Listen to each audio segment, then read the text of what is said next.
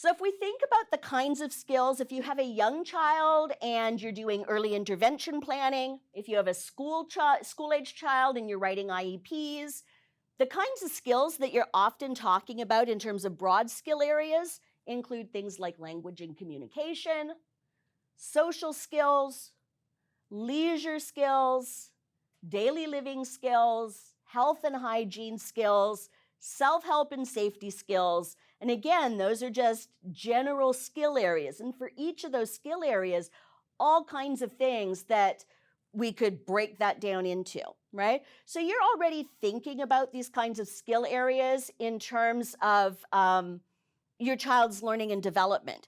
It's just that you're often thinking about these things in terms of specialized programming or instruction, right? What is the BI going to do with your child to work on some of these goals? What's going to happen in the classroom? How is the SEA going to help your child learn some of these skills or attain some of these goals?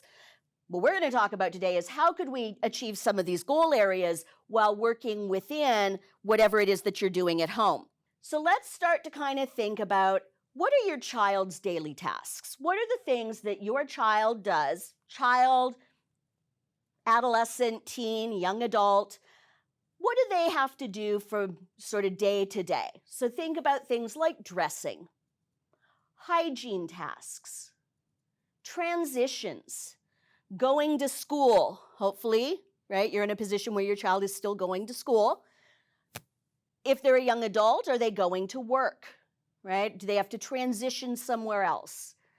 Mealtime, coming to meals, eating meals, preparing meals, independent activities, because it is important to be able to occupy yourself, right? It's never going to be someone to occupy you 100% of the time. Sometimes you have to occupy yourself. Learn to find ways to entertain yourself. So think about your child's daily tasks from one day to the next. What are all of the things that your child does, either independently now or with your support? And it might be a lot of support, that's okay. What are all the things your child does? And now sort of think about, what are your daily tasks as a parent, okay? And I know there's some people joining us who are not parents. Think about what the parents that you support might be doing in terms of their day-to-day tasks. Think about your own day-to-day tasks and imagine the student you support being with you 100% of the time and how that might be. So think about your daily tasks as a parent or caregiver in terms of things like meal preparation, home upkeep, cleaning, right? The fun stuff. Laundry, right? Mondays are laundry day for me, so tomorrow I'm back at it. Shopping, banking, all of the other kinds of things, right? This is a very small list of adulting type activities, but think about all of the things that you need to do, okay? So start with that. Big ideas of all of the things that occupy your day. And from there, just think of a task, any task, a task of yours, task of your child's, and think, what could your child learn during that task? In terms of dressing, we've got things like dexterity, fine motor skills, excellent. Order of operations, right? It's a really bad idea to put your pants on before your underwear. Never works out well. Communication skills, lots of communication skills that you could work on. Understanding instructions, saying things, right? Making choices, coordinating colors, a very important skill. Choice making, what to wear, where to put dirty clothes.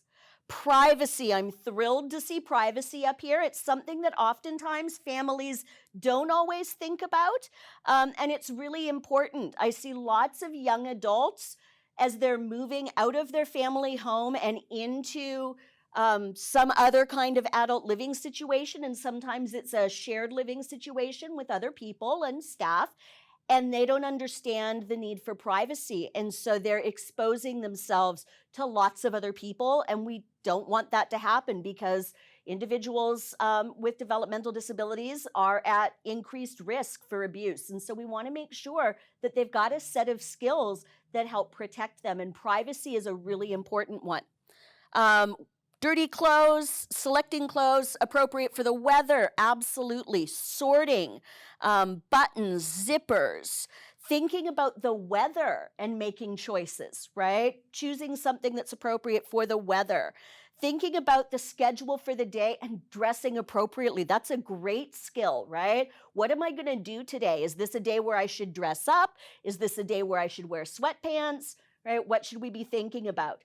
In today's Zoom land, right, it's about what should I be wearing from the waist up, right? That's the important thing, and making sure that there's something on the bottom, just on the in case, but lots of people are kind of dressing from the waist up these days because it's all on Zoom. Where the tag is, identifying where the tag is and knowing where the tag should go. First then, absolutely. All of this labeling, excellent. Body parts, labeling clothing, excellent, excellent. Sorry, keep switching over. Where are we going? Planning, sequencing, the names of clothing, decision making, hand-eye coordination. Look at all of this stuff. Awesome. Okay, so you guys have got a great sense of what some of the things are that you could be targeting in terms of teaching your kids skills. So if you were already thinking dressing is just a chore that you have to get through each morning, and you just kind of like hurry up, get in there, dress the kid, get out, now you've got a different way to sort of conceptualize dressing and think about why it might be important to spend a little extra time when you can, because I understand some days you've got to get up and out. Those might be the days where you do most of the work. And maybe you just start on weekends thinking about having your kid take more tasks on in terms of dressing. But look at all of the things that you thought about: buttons, zippers, shoelaces, pointing, balance, motor control, right? That whole thing of how do you arrange your body, motor planning. Excellent, excellent. Okay, let's move on to the next one, showering skills. So same thing, I'm going to give you about a minute. Think about what you could teach in terms of showering skills, or if your child is still quite young and maybe showering isn't in the cards yet, bathing. Safety, absolutely, right? We're talking about hot and cold water and turning taps on and making sure that, we're not burning ourselves, making sure that we're not slipping, right? So using hand holds, stepping carefully, using bath mats, not getting a bunch of water on the floor. That's an important thing, right? So all of that kind of safety, water safety kind of stuff. Appropriate use of materials. How many of you have kids that if left alone with the bottle of shampoo, there's an awful lot of shampoo coming out, right? So those are important things to think. Following a visual schedule, absolutely. I've supported a number of kids in showering, and I've made a number of permutations of visual schedules that go into the shower with the kid. And they're up on the shower wall, and it basically details out which body parts to wash, in what order, right? That whole thing. So, and being able to follow that. Very good. Sequencing skills, water temperature, attention to detail, making sure that you actually get yourself clean, right? So that it's actually washing, not just sort of going through the motions of washing. The order of body parts to wash, right? Because there is a correct order. You can teach science. Excellent. Somebody's got, how soap washes stuff away. Opposites. So concepts like that, absolutely. Dry and wet, hot and cold, communication skills, perfect.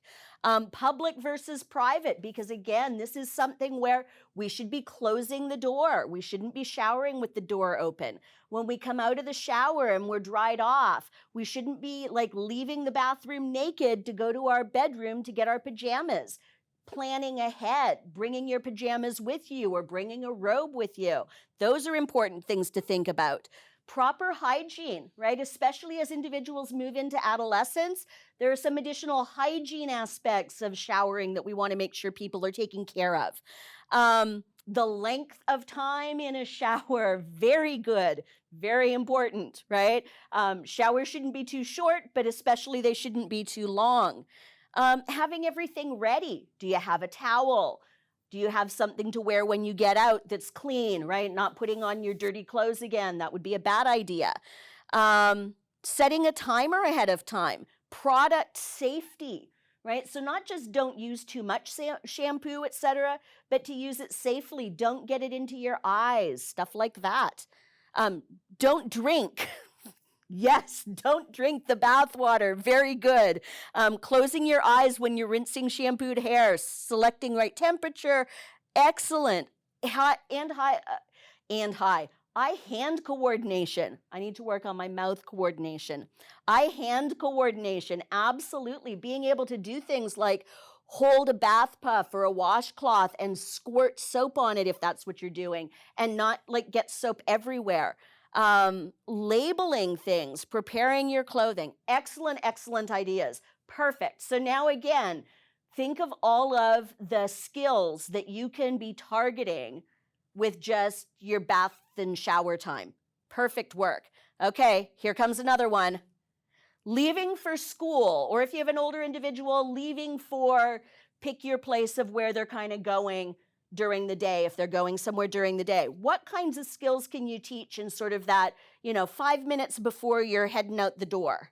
Packing the backpack. How many of you are sick of running around and gathering everything up and packing the backpack in the morning, or trying to find the backpack in the morning, right? Wouldn't it be great if your kid took that responsibility on? Use of checklist, right? And using a checklist so that your kid can pack the necessary items. Perfect. Once you actually leave the house, crossing the road safety kinds of things. Time management, knowing when it's time to go. Planning for the day, packing what's needed. So thinking about, where am I going today? What do I need to take with me? Because some days you need some things and other days you need something different. Sequencing again, waiting for turns. Sometimes, right, more than one kid in the household, and maybe we need to take turns at the getting ready area to sort of avoid some of the mayhem that happens. How to get all of the clothing bits on, coat, shoes, hat, socks, those kinds of things. Prioritizing things, stress management. Sometimes leaving the house is a stressful thought, right? It's a stressful thought for lots of us right now, okay? But for lots of kids, thinking about, okay, I've got to go to school, and school maybe isn't my favorite place to be, and it's a bit stressful. Some stress management as you're sort of preparing yourself to enter the world. Breaking skills down, absolutely. Dressing for the weather. So thinking about, is this a warm coat day? Is this a light jacket day? Do I need a raincoat, rain boots, snow boots, regular shoes, flip-flops? What should I be wearing? Do I need an umbrella? What else can we think about? Transitioning, checking everything, all kinds of stuff. All kinds of stuff. Excellent. Saying goodbye properly, right? Those kinds of things too, letting people know that you're leaving. Perfect. So again, lots of things that even during that sort of 10-minute time where you're doing that transition out of the house, lots of things that you could be teaching. What are some skills that you can teach your child during meal times? So breakfast, lunch, dinner, even snack times. What are some skills that you can teach? Okay, fantastic, everybody. Lots of good ideas. So I'm seeing things like, let me get back to our screen. There we go. Attention to task, paying attention to what you're doing. Transitioning. Oh, yep, that's right. Setting the table. Absolutely, that pre-meal activity. Portion amounts, knowing how much you should take. Measuring things. Using knives and using knives safely. Absolutely. Time management. How many of you have kids where it takes them an hour and a half to get through a meal because they're not paying a whole lot of attention? So absolutely how to kind of manage your time and sort of stay on task in terms of the eating part. Safety. So thinking about size of bites. Chewing and making sure that you chew completely before swallowing, not stuffing, right? Sometimes kids might have a tendency to kind of do a lot of stuffing and then they can't swallow safely and they're at risk for choking. So those kinds of things are very important. Nutrition. You can start teaching your kid about nutrition and why it's important to eat things like vegetables. All of those kinds of sensory related things. So tastes, textures, temperature, and all of the language that comes around that as well. Problem solving. How do you peel something? How do you pick seeds out? How do you divide food? Sharing, those kinds of things. Absolutely. Being able to sit and like stay seated for a meal. For lots of young kids and even for some older kids, that can be sometimes challenging. The social stuff that happens at mealtime, because mealtime is often not just about sitting and eating. It's also a social experience that we engage in. And so there's conversation that happens. There's manners. I saw somebody put down table manners. That's an important thing to teach. For lots of families, there's aspects of their family culture, but also their ethnic culture that comes into play at mealtime as well. So this is an opportunity to teach some of those cultural aspects of meals that are important to you. Knowing when to stop eating, absolutely. Knowing when you're full so that you don't waste food. Food groups, no talking while eating, right? That's an important thing. One, because nobody really wants to see what's in your mouth, but also because if you're talking while you're eating, again, you're at increased risk for choking. Being able to ask questions, being able to serve yourself, absolutely. Sharing information, conversation, being respectful, cleaning up afterwards, helping with dishes, helping with meal prep, all kinds of excellent things. Fork, spoon, drink choices. Sorry, every time I touch a slide to scroll, I lose where we're at, so I have to keep my thumb on it. There we go. Table manners, again, conversations, washing hands before we eat, all very important. Excellent ideas you guys have come up with around meals